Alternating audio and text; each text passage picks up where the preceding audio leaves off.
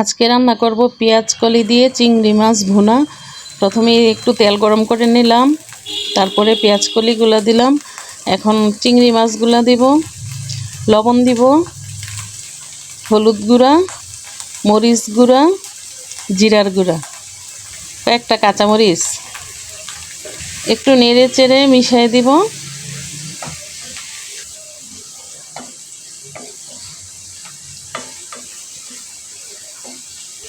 ঢেকে দিব সিদ্ধ হওয়ার জন্য।